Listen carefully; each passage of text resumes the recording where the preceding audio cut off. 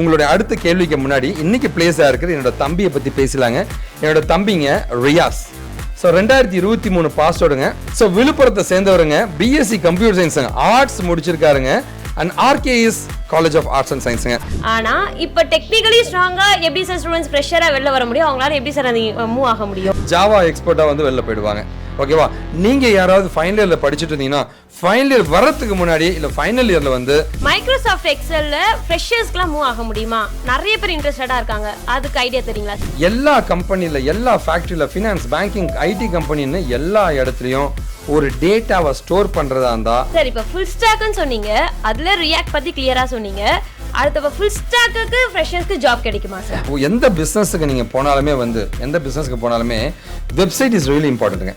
Okay. ஒரு website, ஒரு mobile ஆப்புங்க.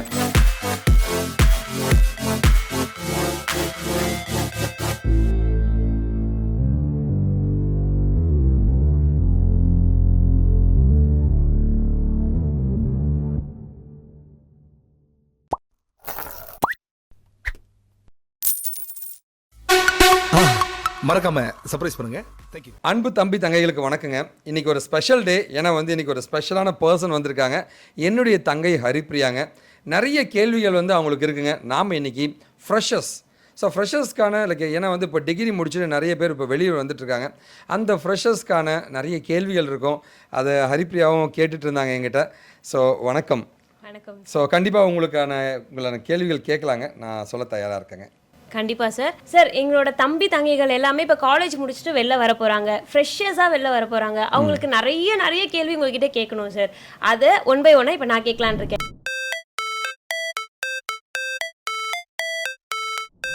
நான் ஃப்ரெஷரா இருக்கேன், வெளில ஜாப் ஆப்பர்ச்சுனிட்டிஸ் எப்படி இருக்கு? ஃப்ரெஷர்ஸ்க்கு ஆப்பர்ச்சுனிட்டிஸ் கொட்டி கிடக்குங்க. ஆனால் வந்து அதுக்கு நீங்கள் டெக்னாலஜியில் ஸ்ட்ராங் ஆகிட்டு போனீங்கன்னா வந்து வேலை ஈஸியாக கிடச்சிருங்க. நீங்கள் வேலை தேடுறதுக்கு முன்னாடி ஏதோ ஒரு டெக்னாலஜி ஸ்ட்ராங் ஆகிட்டு வேலை தேடுங்க. அப்போ தான் கம்பெனிஸில் நீங்கள் ப்ளேஸ் ஆகிறதுக்கான வாய்ப்புகள் மிகவும் அதிகமாக இருக்கும். இது ஒன்று. ரெண்டாவது, நீங்கள் கோர்ஸ் படிக்கணும்னு சொன்னாவே வந்து அங்கே வந்து நான் உனக்கு வேலை வாங்கி தரேன், காசு கொடுன்னு கேட்டானாவே அவனை நம்பாதீங்க. ஏன் அப்படின்னா வந்து உனக்கு காசு கொடுத்து வேலை வாங்கி தரவன் வந்து உனக்கு எதுவும் சொல்லித்தர மாட்டான். ஒன்று. அண்ட் ரெண்டாவது பார்த்தீங்கன்னா வந்து ஒருத்தன் வந்து காசு கேட்குறானாவே வந்து கம்பெனியை ஏமாற்றி நான் காசு கொடுத்து வேலை வாங்கி தரேன்னு சொன்னாவே அவன் ஒன்றை ஏமாற்றி காசு வாங்க ட்ரை பண்ணுறான்னு அர்த்தமே தவிர அவன் வந்து கம்பெனி ஏமாற்ற முடியாதுங்க. அவன் ஒன்று மாதிரி 1000 பேரை பார்த்தவங்க. ஓகேங்களா? அதனால் தயவு செஞ்சு நேர்மையாக போகணுன்னு நினைங்க. டெக்னிக்கலாக ஸ்ட்ராங்குங்க. அண்ட் மூணாவது முக்கியமானது, வேலைக்கு போனோன்னா வந்து குறைந்தபட்சம் ஒரு 10லேருந்து 15 ப்ராஜெக்ட் பண்ணிவிடுங்க அந்த டெக்னாலஜியில். அப்படி பண்ணிட்டீங்கன்னா உங்களுக்கு வேலை ஈஸியாக கிடைச்சிடும். உங்களுக்கு என்ன கைடன்ஸாக நீங்கள் என்னை காண்டாக்ட் பண்ணலாங்க. நான் உனக்கு உதவி பண்ண தயாராக. ஆக்சுவலாக வந்து ஜாப் ஆப்பர்ச்சுனிட்டிஸ்ன்னு பார்த்தீங்கன்னு வச்சுங்களேன், எப்போவுமே நல்லாவே இருக்குங்க. சரிங்களா? எல்லா கம்பெனிலையுமே வந்து அதாவது ஒரு யங் பிரெயின்ஸ், யங்ஸ்டர்ஸை எடுத்து அவங்கள வந்து அவங்க கம்பெனிக்கு தகுந்த மாதிரி ட்ரெயின் பண்ணி யூஸ் பண்ணணும்னு எல்லா கம்பெனியும் நினைப்பாங்க. அதனால் வந்து எல்லா கம்பெனிலுமே வந்து ஃப்ரெஷர்ஸை எடுப்பாங்க. ஓகேங்களா? ஃபஸ்ட்டு இதுதாங்க. ஃபஸ்ட்டு பார்த்தீங்கன்னா வந்து ஒரு ஃப்ரெஷர்னா வந்து ஈஸியாக வந்து எனக்கு தகுந்த மாதிரி மோல்டு பண்ணிக்கலாம்னு நினைப்பாங்க கம்பெனி. அண்ட் ரெண்டாவது பார்த்தீங்கன்னா வந்து சேலரியுமே கம்பேரிட்டிவ்லி கொஞ்சம் கம்மியாகவே கொடுக்க முடியும். அண்ட் மூணாவது பார்த்தீங்கன்னா அவங்க ஓப்பன் மைண்டாக இருக்கிறது, சொல்கிற சின்ன பசங்க சொல்கிற பேச்சு கேட்பாங்க. இந்த வருஷம்லாம் வந்து ஆப்பர்ச்சுனிட்டிஸ் கொட்டி கிடக்குங்க. ஓகேங்களா? ஸோ நிறைய பேர் சொல்லுவாங்க அண்ணா கேம்பஸ் இன்டர்வியூ கம்மியாக இருக்குன்ட்டுங்க. கேம்பஸ் இன்டர்வியூ கம்மியாக இருக்கிறதுக்கு காரணம் என்னன்னு கேட்டிங்கன்னா இப்போ ஒரு ட்ரெண்டு மாற்றிட்டாங்க. இப்போ நான் வந்து HCL டெக்னாலஜியில் ப்ரீவியஸாக ஒர்க் பண்ணுங்க. ஸோ HCL டெக்னாலஜியில் ஒர்க் பண்ணும்போது பார்த்தீங்கன்னா வந்து எங்களை வந்து ஃப்ரெஷராக எடுத்து 6 மாதம் ட்ரைனிங் கொடுத்து அதுக்கப்புறம் ப்ராஜெக்டில் போட்டாங்க. இப்போ கம்பெனிக்காரங்க என்ன யோசிக்கிறாங்கன்னா ஒரு ட்ரெயின்டு ஃப்ரெஷராக இருந்தானா பெட்டராக இருக்கும்னு திங்க் பண்ணுறாங்க. அப்போது ஒரு சாஃப்ட்வேர் இன்ஜினியரை எடுத்து அவனை ஜாவாவில் ட்ரெயின் பண்ணுறதுக்கு பதிலாக ஜாவா இன்ஜினியராக எடுத்துக்கலாமே அப்படின்னு திங்க் பண்ணுறாங்க. ஸோ இது ஒன்று தான் வந்து இப்போ இருக்க ஒரு பெரிய சேலஞ்சுங்க. நல்லா டெக்னிக்கலாக ஸ்ட்ராங்காக இருக்க ஃப்ரெஷர்ஸ்க்கு கொட்டி கிடக்க ஆப்பர்ச்சுனிட்டிஸுங்க. உங்களுடைய அடுத்த கேள்விக்கு முன்னாடி இன்னைக்கு பிளேஸாக இருக்கிற என்னோட தம்பியை பற்றி பேசலாங்க. என்னோட தம்பிங்க ரியாஸ். ஸோ 2023 பாஸ் அவுட்டுங்க. ஸோ விழுப்புரத்தை சேர்ந்தவருங்க. பிஎஸ்சி கம்ப்யூட்டர் சயின்ஸுங்க, ஆர்ட்ஸ் முடிச்சிருக்காருங்க. And RKS college of arts and சயின்ஸுங்க. ஹாய் ஃப்ரெண்ட்ஸ், என் பேர் வந்து ரியாஸ். நான் நேட்டிவ் வந்து கள்ளக்குறிச்சி. Pass out 2023. டிகிரி வந்து பேச்சுலர் ஆஃப் கம்ப்யூட்டர் சயின்ஸ். அதுக்கப்புறம் வந்து எனக்கு கோடிங்கில் வந்து இன்ட்ரெஸ்ட் இருந்துச்சு. அதனால் ஆனால் நாலேஜ் எதுவுமே இல்லை, ஸ்கில்ஸ் எதுவுமே இல்லை. இந்த கோடிங் நாலேஜ், ப்ராஜெக்ட் நாலேஜ் எல்லாம் கிடச்சிருச்சு எனக்கு. நிறைய லேர்ன் பண்ணிக்கிட்டேன். லேர்ன் பண்ணிக்கிட்டதுக்கப்புறமா இப்போ வந்து கம்பெனியில் வந்து ப்ளேஸ் ஆகிருக்கேன். அதனால் ஃபேமிலி எல்லாமே ஹாப்பி. ஸோ விழுப்புரத்தில் படிச்சுட்டு என்னோட தம்பி பிளேஸாக இருக்காருங்க. கண்டிப்பாக விஷ் பண்ணுங்க, நீங்களுமே விஷ் பண்ணுங்க, பிளஸ் பண்ணுங்க, அவர் நல்லா இருக்கணுன்ட்டுங்க. உங்களோட கேள்விகளை கண்டினியூ பண்ணலாங்க.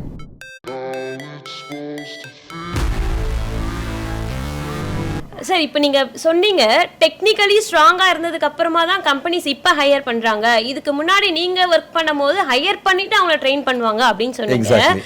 ஆனா இப்போ டெக்னிக்கலி ஸ்ட்ராங்கா எப்படி சார் ஸ்டூடெண்ட்ஸ் ஃப்ரெஷரா வெளில வர முடியும், அவங்களால எப்படி சார் மூவ் ஆக முடியும்? சரி, ரொம்ப சிம்பிளுங்க. ஆக்சுவலாக வந்து நம்மளுடைய காலேஜ் சப்ஜெக்ட்ஸே அவ்வளோ அருமையாக இருக்குங்க. அந்த ஃபைனலாக வந்து ஒரு ஃபைனல் இயர் ப்ராஜெக்ட்னு கொடுப்பாங்க. பசங்க மேக்ஸிமம் என்ன பண்ணுவாங்கன்னு வச்சுங்களேன், எதனா ஒரு சென்டருக்கு போய் 4000 5000 கொடுத்து அந்த ப்ராஜெக்டை பண்ண தான் பார்ப்பாங்க. மற்றபடி வந்து அந்த ப்ராஜெக்டை சொந்தமாக பண்ணவன் வேலைக்கு போயிடுவான். ஸோ ஃபைனல் இயர் படிக்கும்போது மேக்ஸிமம் பசங்க என்ன பண்ணுவாங்க, நம்மள மாதிரி கம்பெனிஸில் வந்து சைலண்டாக கோர்ஸை முடிச்சிடுறாங்க. ஓகேவா? ஸோ ஃப்ரெஷருங்க ஒரு ஜாவா கோர்ஸை முடிச்சிருப்பான், ஜாவா எக்ஸ்பர்ட்டாக வந்து வெளில போயிடுவாங்க. ஓகேவா? நீங்கள் யாராவது ஃபைனல் இயரில் படிச்சுட்டு இருந்தீங்கன்னா ஃபைனல் இயர் வர்றதுக்கு முன்னாடி இல்லை ஃபைனல் இயரில் வந்து டெக்னாலஜியை படித்து சொந்தமாக அந்த ஃபைனல் இயர் ப்ராஜெக்டை நீங்களே பண்ணிட்டீங்கன்னா வேலை ரொம்ப ஈஸியாக கிடச்சிருங்க. சூப்பர் ட்ரிக்ஸாக இருக்குது சார், எல்லாருக்கும் ரொம்ப யூஸ்ஃபுல்லாக இருக்கும்னு நினைக்கிறேன். அப்போ சைலண்ட்டாக யாருக்கும் தெரியாமல் ப்ராஜெக்ட் பண்ணும் போதே கோர்ஸ் முடிச்சிட்டா வேலை கிடைச்சிடும், அதானே சொல்கிறீங்க? Exactly exactly. Okay sir.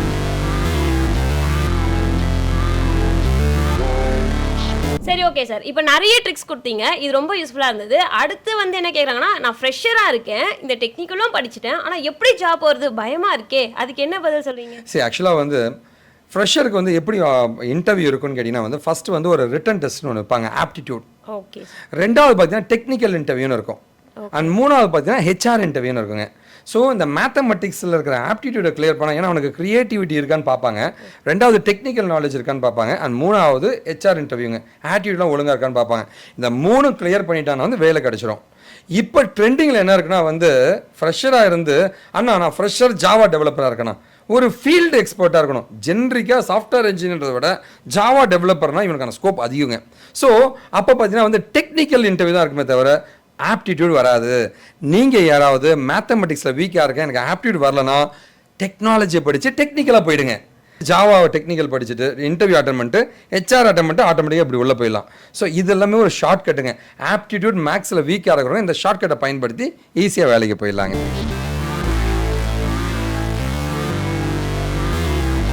Okay sir, அடுத்த கொஷின், மைக்ரோசாஃப்ட் எக்ஸல்ல ஃப்ரெஷர்ஸ்க்குலாம் மூவ் ஆக முடியுமா?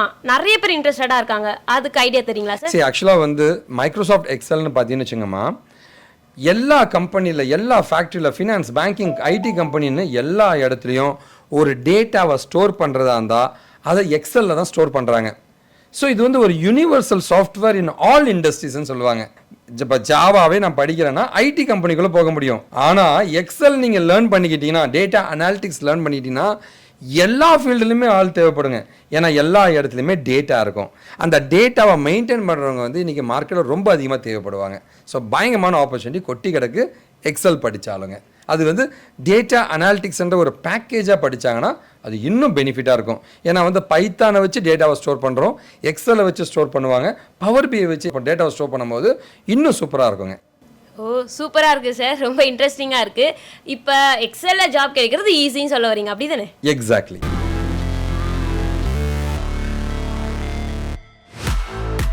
சார், எக்ஸலில் இவ்வளோ விஷயங்கள் இருக்கா சார்? அப்போ எக்ஸல் டேட்டா சயின்ஸில் வருமா?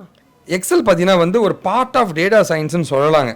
ஒரு அனலைசிஸ்லாம் பண்ணுறதுக்கு எக்ஸலை யூஸ் பண்ணுறதோட்டு அது டேட்டா சயின்ஸோட பார்ட்டுன்னு சொல்லாங்க. ஆனால் அதை வந்து ப்ரெடிக்ஷன் பண்ண முடியாதுங்க.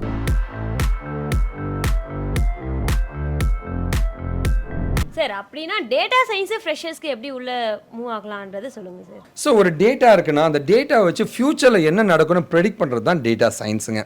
ஸோ இந்த டேட்டா சயின்ஸ் டெக்னாலஜிக்கு பார்த்தீங்கன்னா வந்து இன்றைக்கி மார்க்கெட்டில் பயங்கரமான எல்லா ஃபீல்டுமே டேட்டா சயின்ஸ் இருக்குங்க. ஓகேவா? ஸோ டேட்டா சயின்ஸுக்கு ஒரு இன்டர்வியூ நம்ம க்ராக் பண்ணுறதா இருந்தால் வந்து ஃபஸ்ட்டு வந்து பைத்தானில் தான் நிறைய கேள்வி கேட்பாங்க. ஸோ நம்ம வந்து நிறைய மாக் இன்டர்வியூஸ் அதுக்கு அட்டன் பண்ணணும், டேட்டா சயின்ஸ் ரிலேட்டாங்க. ஸோ நிறைய இப்போ நம்ம கம்பெனியில் நிறைய மாக் இன்டர்வியூ கொடுத்துட்டே இருப்போம். எப்படின்னா ஃபஸ்ட்டு அவனை பைத்தானில் நாங்கள் ட்ரெயின் பண்ணுவோம். அடுத்து பாண்டாஸ்ன்ற ஒரு லைப்ரரி இருக்குது, அந்த டேட்டாவை ப்ராசஸிங் பண்ணுற லைப்ரரிஸுங்க. மெஷின் லேர்னிங் அல்காரிதம்ஸ் நம்ம லேர்ன் பண்ணிக்கணுங்க. ஓகேவா? இது எல்லாமே லேர்ன் பண்ணிக்கிட்டோம் அப்படின்னா வந்து ஒருத்தன் டேட்டா சயின்ஸ் இன்டர்வியூ க்ராக் பண்ணுறது ரொம்ப ரொம்ப ஈஸியாக இருக்குங்க. ஓகேவா? அண்ட் டேட்டா சயின்ஸுக்கு தான் ஹையஸ்ட் சேலரிங்க. கண்டிப்பாக ஃப்ரெஷர்ஸ் டேட்டா சயின்ஸ் பண்ணலாங்க. அது மாதிரி மாக் இன்டர்வியூஸ் எதாவது வேணும் வந்து கண்டிப்பாக வந்து நம்ம கம்பெனியை காண்டாக்ட் பண்ணலாங்க.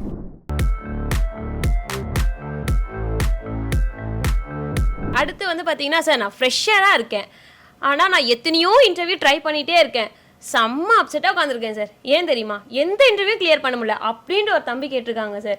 அதுக்கு எப்படி ஆன்சர் பண்ணுறது சார்? சரி, ஆக்சுவலாக வந்து முதல்ல வந்து வேலை கிடைக்கல அப்படின்னா வந்து ஃபர்ஸ்ட் வந்து நம்மகிட்ட என்ன பிரச்சனை இருக்குன்னு தேடணுமா, ஓகேவா? அதாவது எல்லாருக்கும் வேலை கிடைக்குமா, உனக்கு ஏன் கிடைக்க மாட்டேங்குது, இதை மட்டும் நம்ம கண்டுபிடிச்சா போதுங்க. நம்ம அந்த லேகிங் பாயிண்ட்னு சொல்லுவாங்க, ஓகேவா? இப்போ எங்களை மாதிரி எக்ஸ்பர்ட்ஸை வந்து மீட் பண்ணும்போது நாங்கள் கரெக்டாக இவனுக்கு இதுதான் பிரச்சனைன்னு சொல்லுவோம். ஒருத்தர் வந்து அண்ணா எனக்கு ஓப்பனிங்ஸே வர மாட்டேங்குதுன்னா ஒரு ரெஸ்யூம்ல தப்பு பண்ணியிருக்கேன். அண்ணா ஒரு ரெஸ்யூம் நல்லா இருந்தும் எனக்கு ஓப்பனிங்கே வர மாட்டேங்குது, நௌக்கரி ப்ரொஃபைலோ லிங்க்டின் ப்ரொஃபைலோ தப்பு பண்ணியிருப்பேன். ஆனால் இன்டர்வியூக்கு போய் நான் ரிஜெக்ட் ஆகிறேன்னா அப்படின்னா வந்து டெக்னிக்கலாக நீ ஸ்ட்ராங்காக இல்லைன்னு அர்த்தம், ஓகேவா? அப்படி டெக்னிக்கல் இன்டர்வியூ நான் கிளியர் பண்ணுறேன் அப்படின்னா வந்து உன்னோட ஆட்டிடியூட்ல ஏதோ பிரச்சனை இருக்குன்னு அர்த்தம். ஸோ ஒவ்வொரு இடத்துலையுமே ஒரு கீ பாயிண்ட்ல நம்ம மிஸ்டேக் இருக்குங்க. அதை எங்களை மாதிரி எக்ஸ்பர்ட்ஸை வந்து மீட் பண்ணும்போது நாங்கள் அந்த சின்ன சின்ன கைடன்ஸை கொடுத்து அது எல்லாத்தையுமே நாங்கள் சரி பண்ணி கொடுத்துருவோம். அப்போ வேலை கிடைக்கலன்னு ஃபீல் பண்ணிட்டு இருந்த அந்த தம்பிக்கு இந்த டிப்ஸ் ரொம்ப யூஸ்ஃபுல்லாக இருக்கும் சார். அதே மாதிரி நிறைய பேர் இருக்காங்க, நீங்களும் கவனிச்சுக்கோங்க, இந்த டிப்ஸை ஃபாலோ பண்ணுங்க, கண்டிப்பாக ஜாப் உள்ள போயிடலாம். அதே மாதிரி அந்த தம்பி வந்து வேலை கிடைக்கலன்னா கண்டிப்பாக கான்டாக்ட் பண்ண நான் கைட் பண்ண தயாராக இருக்கேன். சார் இப்போ பயங்கர ட்ரெண்டிங்காக போயிட்டு இருக்கு டேட்டா அனலிட்டிக்ஸ் சார். நான் நினைச்சேன் ஆக்சுவலாக அந்த கேள்வி கேட்பீங்கன்ட்டு. ஓகே சார், எங்க பார்த்தாலும் டேட்டா அனலிட்டிக்ஸ் இதே சொல்லிட்டு இருக்காங்க. அது வந்து ஃப்ரெஷர்ஸ் போக முடியுமா சார்? சரி, ஆக்சுவலாக வந்து முதல்ல வந்து நான் டேட்டா அனாலிட்டிக்ஸ் என்னன்னு சொல்கிறேன், டேட்டா அனலிஸ்ட் என்னன்னு சொல்கிறேன். டேட்டா, இந்த டேட்டா இருக்குன்னு வச்சுக்கோங்க, ஒரு ஸ்கூல் ஒரு நம்ம காலேஜ் டேட்டா இருக்குன்னு வச்சுக்கோங்களேன். அந்த டேட்டாவில் இருந்து ஒரு இன்சைட்னு சொல்லுவாங்க. இன்சைட்னா வந்து அந்த டேட்டாலேருந்து இங்கே ஸ்டூடெண்ட்ஸில் யாருப்பா மேக்ஸிமம் மார்க் எடுத்தா, இந்த மேக்ஸிமம் மார்க் எடுத்து சென்னை பையன் யாருப்பா, ஒரு டேட்டாலேருந்து ஏதோ ஒரு இன்ஃபர்மேஷன் எக்ஸ்ட்ராக்ட் பண்ணால் அதுதான் டேட்டா அனலிஸ்ட்டுங்க. அதை கிராஃபிக்கல் ஃபார்மேட்டில் காமிச்சிங்க அப்படின்னா வந்து அதுதான் டேட்டா அனாலிட்டிக்ஸ்ன்னு சொல்லுவாங்க, ஓகேங்களா? ஸோ டேட்டா அனலிஸ்ட் அண்ட் அனாலிட்டிக்ஸுக்கு பார்த்தீங்கன்னா வந்து கொட்டி கிடக்க ஆப்பர்ச்சுனிட்டிஸுங்க. நீங்கள் முன்னாடியே வந்து மைக்ரோசாஃப்ட் எக்ஸல் பற்றி கேட்டீங்க, அதுவுமே வந்து ஒரு data analytics and analyst tool தான், ஓகேங்களா? ஸோ டேட்டா அனலிஸ்ட் டூல்ஸ் என்னென்ன படிக்கணும்னு கேட்டீங்கன்னா வந்து முதல்ல பைத்தான் படிச்சுக்கணும், எஸ்கியூஎல் படிச்சுக்கணுங்க. அது கூட பார்த்தீங்கன்னா வந்து லைக் பவர் பிஐங்க, Tableau and Microsoft Excel. So இந்த டெக்னாலஜிலாம் படித்தா வந்து ஒரு ஃப்ரெஷர் டேட்டா அனலிஸ்ட்டாக மாற முடியும். நான் திரும்ப சொல்கிறேங்க, நீங்கள் என்ன டெக்னாலஜி படித்தாலும் ஃபஸ்ட்டு வந்து ப்ராஜெக்ட் மட்டும்தாங்க. நீங்கள் ப்ராஜெக்ட் நிறைய பண்ணல அப்படின்னா வந்து அங்கேயும் உங்களுக்கு ஆப்பர்ச்சுனிட்டிஸ் முடிஞ்சு போயிடுங்க, ஓகேவா? நிறைய சென்டர்ஸ் வந்து அதான் பண்ண மாட்டாங்க, அவனுக்கு சொல்லி மட்டும் தான் கொடுப்பாங்க. அது யூடியூப்லேயே போய் படிச்சுக்கலாங்க. ப்ராஜெக்ட் பண்ணுறதுக்காக தான் ஒரு கோர்ஸே பண்ணணுங்க, ஓகே? அந்த இடத்துல மிஸ் ஆகும். அதை பண்ணாங்கன்னா எல்லாருக்குமே வேலை கிடைக்குங்க.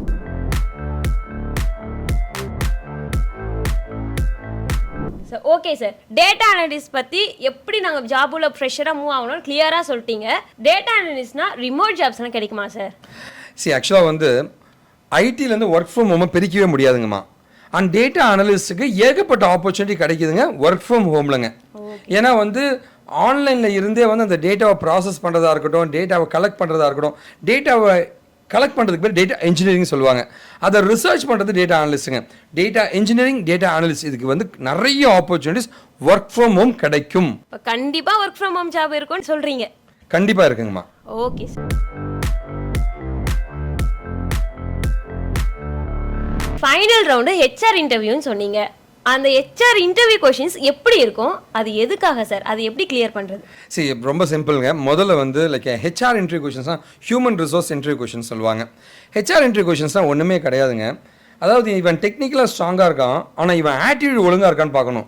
ஏன்னா ஒருத்தனை வந்து எடுக்கும்பொழுது அவன் கம்பெனிக்கு சரியான சூட்டபிள் கேண்டிடேட் இல்லைனா வந்து அவன் வந்து இருக்கிற என்விரான்மெண்ட்டை ஸ்பாயில் பண்ணிட்டு போயிடுவாங்க. ஸோ ஒரு எம்ப்ளாயோட ஆட்டிடியூடை பார்க்கறதுக்காக தான் அந்த ஃபைனல் ரவுண்டே வைக்கிறாங்க, சரிங்களா? ஓகேவா? இவன் வேலை செய்யறதுக்கு தகுதியானவன், நம்ம கம்பெனிக்கு தகுதியானவனா, இதுதான் கடைசியாக வைக்கிற ஒரு இன்டர்வியூ கொஷனுங்க.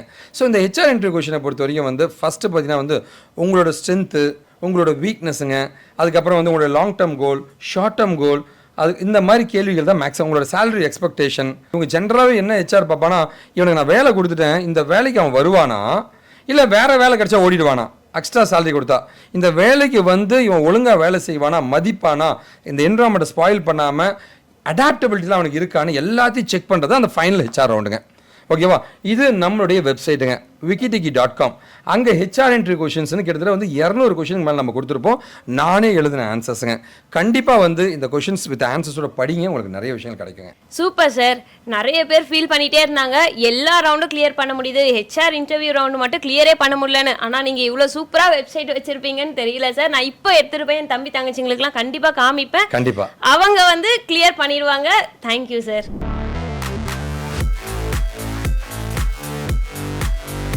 சார், இப்போ டேட்டா சயின்ஸ் பற்றி பார்த்தோம், டேட்டா அனலிட்டிக்ஸ் பற்றி பார்த்தோம், அடுத்து பார்த்தா டெவலப்பர் சார், அதுவும் ஏகப்பட்ட ஓப்பனிங்ஸ் இருக்குது. எங்கே பார்த்தாலும் நான் டெவலப்பர் அப்படின்னே சொல்கிறாங்க. அப்போ ஃப்ரண்ட் அண்ட் டெவலப்பர் ரியாக்ட் ஜேஎஸ்க்கு பயங்கரமான ஓப்பனிங்ஸ் இருக்குது, நல்ல ஒரு ஸ்கோப் இருக்குன்னு சொல்கிறாங்க. அது ஃப்ரெஷர்ஸ்க்கு எப்படி இருக்குன்னு நீங்கள் எக்ஸ்பிளைன் பண்ணுங்க. ஆக்சுவலாக வந்து ஃப்ரண்ட் அண்ட் டெவலப்பர்ஸ் அப்படின்னு பார்த்தீங்கன்னா வந்து HTML, CSS, JavaScriptனு சொல்லுவாங்க. ஜென்ரலாக பார்த்தீங்கன்னா வந்து நான் அந்த ஃபுல் ஸ்டாக்கை பற்றி உங்களுக்கு நான் சொல்லிடுறேன். அதாவதுங்க, இங்கே இருந்து gmail.com நான் அடிக்கிறேன், இந்த ரெக்வஸ்ட் வந்து ஆட்டோமேட்டிக்காக ஜிமெயிலுடைய சர்வருக்கு போகும் அண்ட் ஜிமெயில் டேட்டா பேஸ்க்கு போகுங்க. ஓகேவா? இந்த யூசர் நேம் பாஸ்வேர்டெலாம் அடிக்கிற gmail.com தயாரிக்கிறது தான் ஃப்ரண்ட் எண்ட்னு சொல்லுவாங்க. இங்கே இருக்கிற டேட்டாலாம் எடுத்துகிட்டு இங்கே வந்துட்டு டேட்டா பேஸுக்கு கொண்டு போகிற இவனை தான் வந்து சர்வர்னு சொல்லுவாங்க, இவனை டேட்டா பேஸ் சொல்லுவாங்க. இந்த மொத்த மூணுத்தையும் தயாரிக்கிறவன் தான் ஃபுல் ஸ்டாக் டெவலப்பருங்க. இதில் இந்த ஃப்ரண்ட் எண்ட்றது இதை மட்டும் தயாரித்து அவன் ஃப்ரண்ட் அண்ட் டெவலப்பர்னு சொல்லுவாங்க.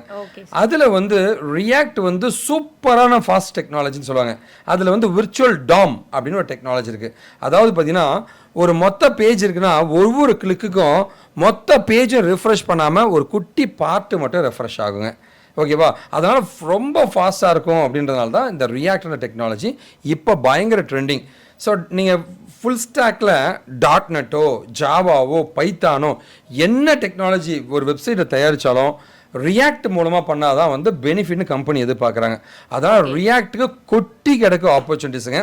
அண்ட் ஃப்ரெஷர்ஸை ஹைலி வாண்டடுங்க ரியாக்ட் படித்தா.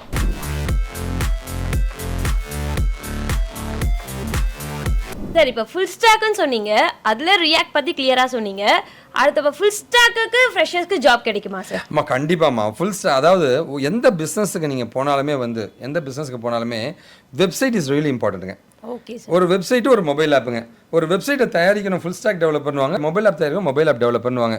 ஸோ அந்த ஃபுல் ஸ்டாக்கை பொறுத்த வரைக்கும் வந்து நமக்கு .NET டெக்னாலஜி இருக்குது. So full stack .NET. Okay okay sir. Java technology இருக்குது, ஃபுல் ஸ்டாக் ஜாவானுவாங்க. இது இல்லாமல் PHP இருக்குங்க, ஃபுல் ஸ்டாக் PHPங்க. பைத்தான் இருக்குங்க, full stack Python.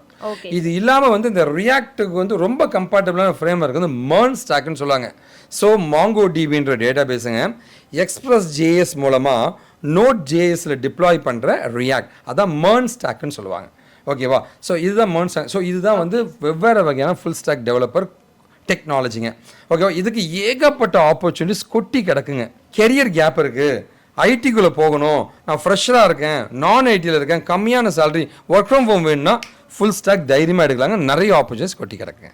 Super sir, ரொம்ப கான்ஃபிடென்ட்டாக இருக்குது உங்களோட ஆன்சர்ஸில். அப்போ கண்டிப்பாக ஈஸியாக பிளேஸ் ஆகலாம் அப்படின்னு சொல்கிறீங்க. அப்படி கண்டிப்பாக ஃப்ரெஷர்ஸ் நீங்கள் யாராவது இந்த வீடியோ பார்த்தீங்கன்னா வந்து என்னுடைய contact number, mail ID, Insta account கொடுத்துருக்குங்க. கொட்டி கிடக்க ஆப்பர்ச்சுனிட்டிஸுங்க. ஆக்சுவலாக ஹரிப்ரியா வந்து இன்றைக்கி நிறைய கேள்விகள் எனக்கு கேட்டுட்டு இருந்தாங்க. ரொம்ப இன்ட்ரெஸ்டிங்காகவும் இருந்துச்சு. ஐ ரியலி என்ஜாய்டுமா. வந்ததுக்கு ரொம்ப நன்றிங்க. தேங்க்யூ. அண்டு நீங்கள் டெக்னாலஜி படிக்கணும்னு நினச்சிங்கன்னா கண்டிப்பாக நீங்கள் கான்டாக்ட் பண்ணலாங்க. ஸோ நன்றி. இந்த வீடியோ பிடிச்ச நம்பிக்கை முடிக்கிறேங்க. வாழ்க தமிழ்.